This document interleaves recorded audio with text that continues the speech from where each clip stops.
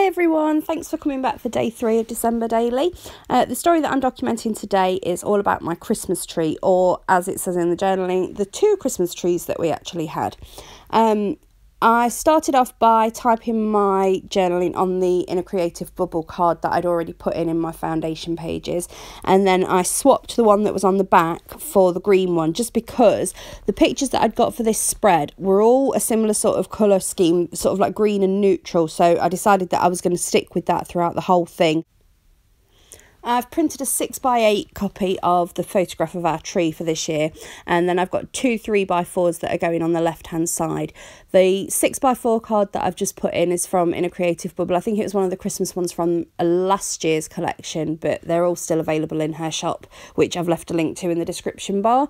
There's 2 photographs that I'm deciding that I'm going to layer up with a flip pocket, purely because I wanted a bit more of an embellishment on that page and to keep it looking a bit more simple.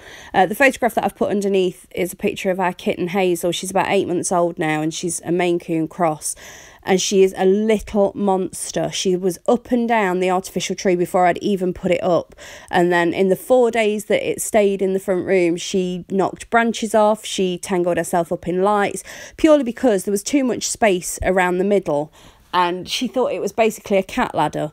So yeah, that lasted 4 days, and then I gave up and went and bought a new one, which was a real one, and she's not bothered with that. She does still knock the ornaments at the bottom, but I think that's what all cats do, but she's not climbed it so far. So yeah, I did actually look for my Simple Stories flip pockets that you just stick in, but couldn't find them anywhere, so I had to use a bit of page protector that I'd trimmed off a 12x12 because I didn't need the full size, and then fuse it to the little one. I pull that card up just so that it only fuses it to the top layer, so that you can still get into the back pocket to put things in, but it takes a couple of goes just because it's right on the very edge, but it does all go in the end. The card that I've put underneath is from the Elle Studio. That was in the foundation pages, and it's just the details of the tree. I only filled in the details of the real tree because I wrote the story of the artificial one on the 3x8 page. I left a bit of extra page protector at the top because I didn't quite know where it was going to need fusing, so just trimmed that bit off and sliding the original card back in.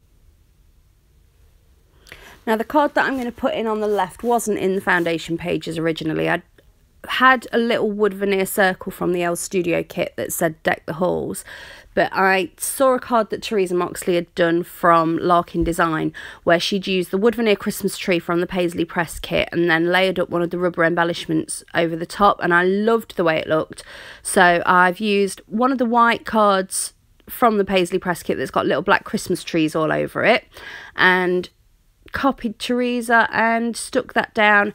I didn't put them straight onto the card, both of them, purely because it was going to make the pocket too bulky. So I've stuck the wood veneer down onto the card, and then I stick the rubber shape onto the page protector, using red line tape, obviously, because I don't want them to go all sticky.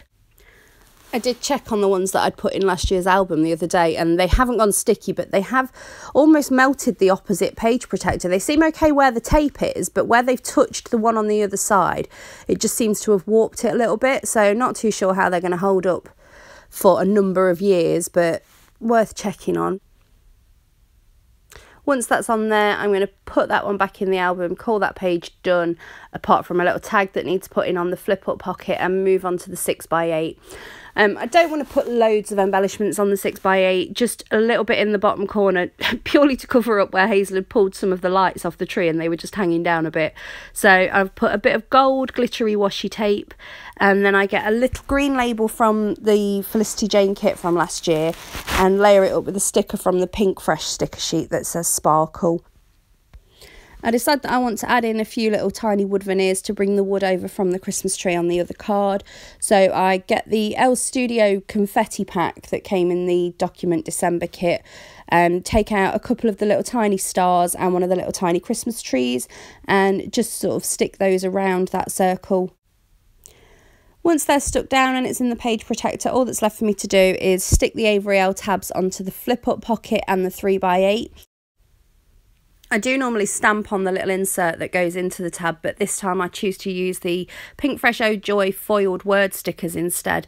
They are the exact height that fits into the little tabs. Obviously, depending on what phrase is on there, the length varies. So sometimes you might have to trim them down or maybe stick some pattern paper behind it or something like that. But the ones that I used a 2-inch one on the 3x8 and then an 1.5 inches on the little 3x4, and managed to find ones that almost fit perfect. I was really happy with how that turned out, so I think I might try and do that in the rest of the album actually. If I can find words that fit with what the picture is or the journaling is, then I'm going to try and use those instead of stamping. I think after I've done that, that's actually it for today. Thank you so much for watching. Hope you'll come back for day 4 tomorrow. I'm thinking tomorrow will possibly be about our Advent, but if another story pops up in the day, we'll just do that later in the month. If you want to see any close-up photographs, feel free to check out my Instagram, which is @Beth2408. I'll leave a link to that in the description box below. So yeah, thanks for watching. Hope you'll come back tomorrow. Bye.